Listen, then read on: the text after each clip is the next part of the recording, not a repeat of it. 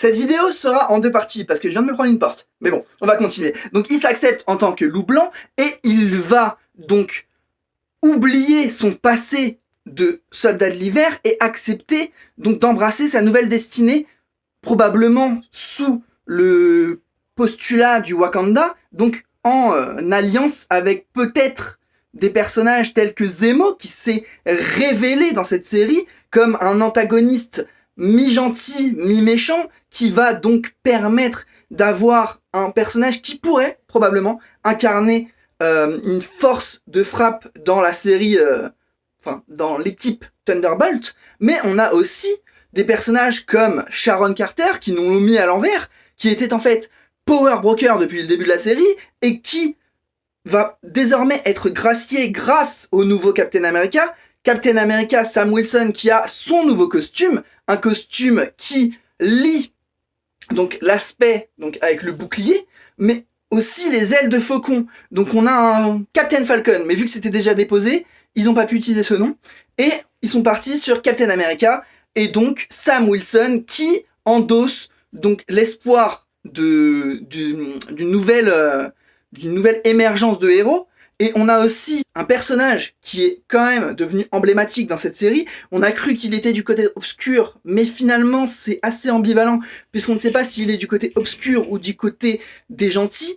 C'est John Walker, le nouveau Captain America, qui a été déchu et qui devient, à la fin de la série, le US Agent, donc avec un costume assez similaire à son précédent costume, mais qui est noir. Donc on ne sait pas si le noir symbolise vraiment ce changement en tant que Captain America jusqu'à être US Agent, mais on était quand même en droit d'avoir donc un personnage qui était plutôt méchant, gentil.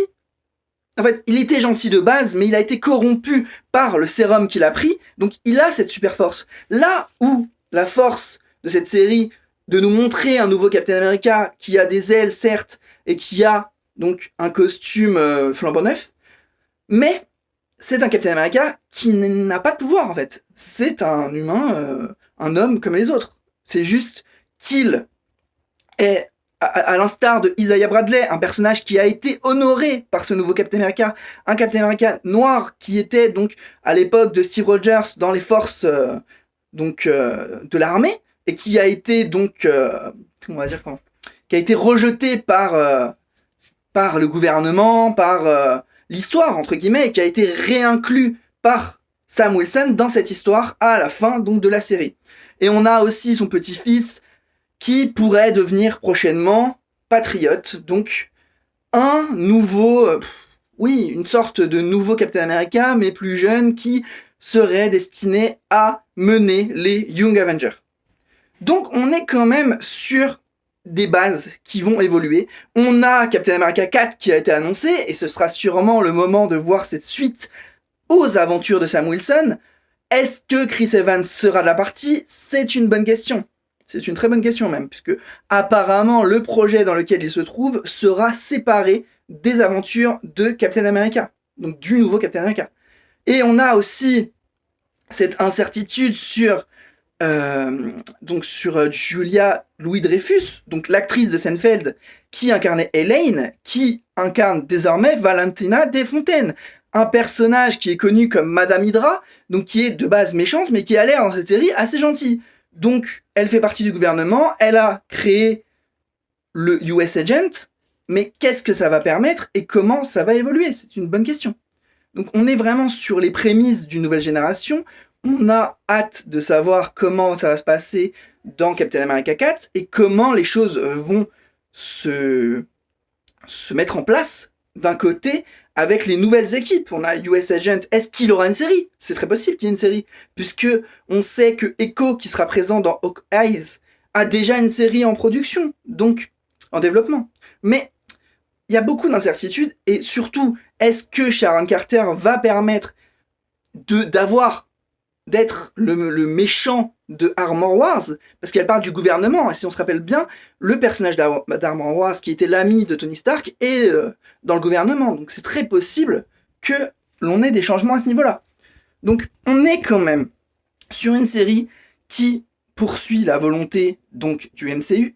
On est sur l'héritage de Captain America et on est sur une série qui a été très importante pour la suite. Donc déjà, John Walker est un personnage très intéressant. D'un autre côté, on a Sharon Carter qui se révèle.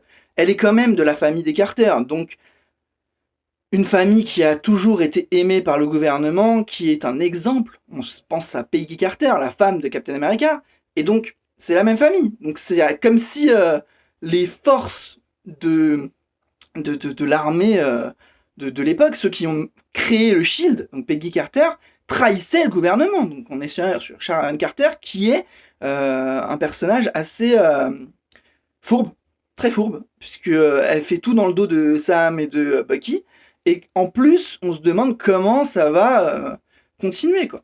Donc on a hâte, bien entendu, de connaître la suite, et on va rester à l'affût des nouvelles séries, comme par exemple Loki, qui pourrait avoir un lien avec Mephisto, le diable, le temps aussi, on a cette temporalité qui va être explorée, donc on est vraiment sur des séries qui sont une voie vers les films. Moi, voilà comment je vois ça. WandaVision égale Doctor Strange 2.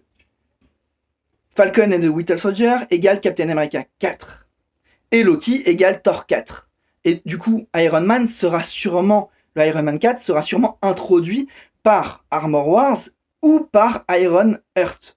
On est sur des séries qui vont permettre l'exploitation de nouveaux personnages, l'expansion du MCU, la nouvelle génération. On a Hawkeye, Moon Knight, She-Hulk qui vont sûrement permettre les New Avengers. On a vraiment des possibilités et on va bien entendu rester à l'affût et voir comment cela évolue. Merci d'avoir regardé cette petite vidéo qui a été un petit peu interrompue, mais bon, j'ai réussi à la finir.